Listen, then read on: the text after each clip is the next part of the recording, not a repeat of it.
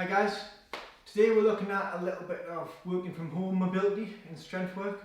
So to try and correct that posture, keep you nice and strong, and just little things for you to add in throughout the day that's going to help keep you moving, fit, and avoid some injuries for now during lockdown and when you come back to the gym.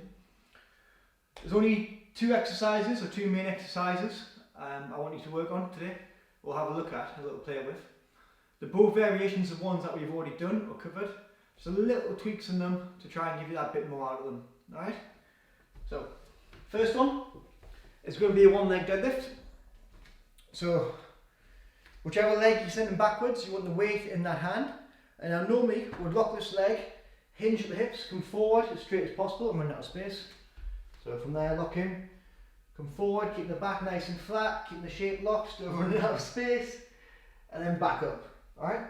Things that we normally work on is as we come forward, we'll switch hands, is not letting the hips rotate, not letting the shoulders drop before the leg goes back. So making sure everything stays locked, a nice smooth line, hips squared to the floor, not rotating.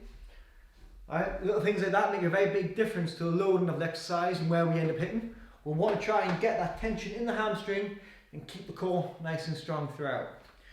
For today's purpose, what we're going to work on is as we come down, so keeping the shape nice and strong, when you get to your lowest point, I want you to deliberately, but with control, twist through, there, balance.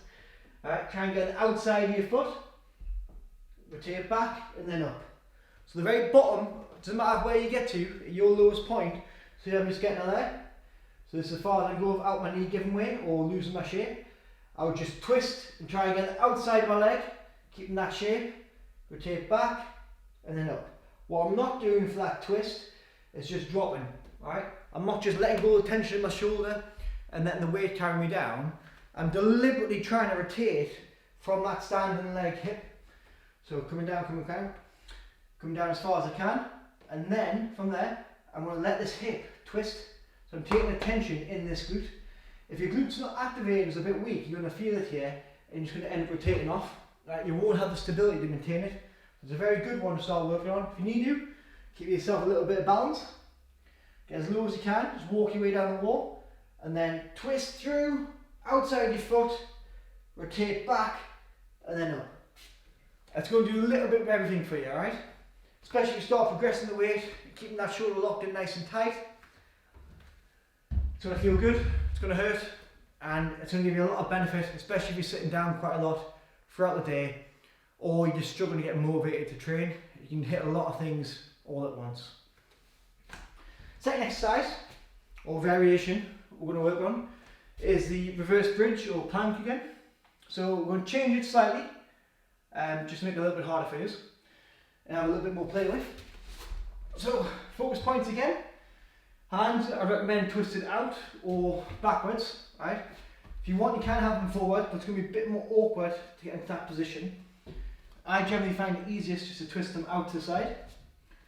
First one, we're going to work on driving the shoulders back as far as we can, so nipping them as tight as we can, and then lifting the chest and ribs up as high as we can. Won't feel very square there. From there, we're going to drive the hips up as high as we can, lift the head back, so don't keep your chin tucked, lift your head back into a neutral position, and all we're going to do from here, this is where it's going to get hard, is lift the legs without the hips dropping. Alright, so lift one leg, lock back in, lift the other leg. Okay?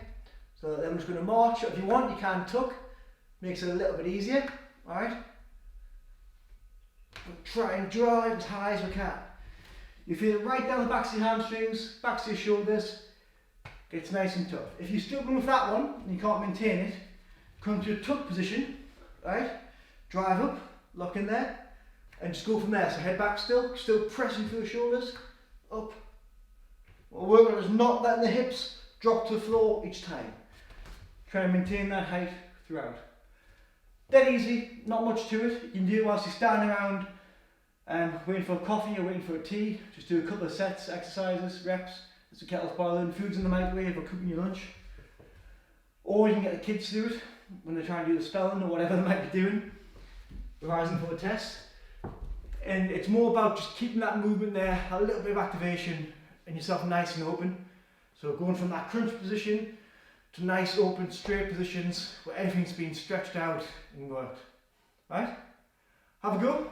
I'll add the sets, reps and tempos into the brief, the Word document, and yeah, just let me know if you enjoyed, let me know how it goes. Alright, take care guys.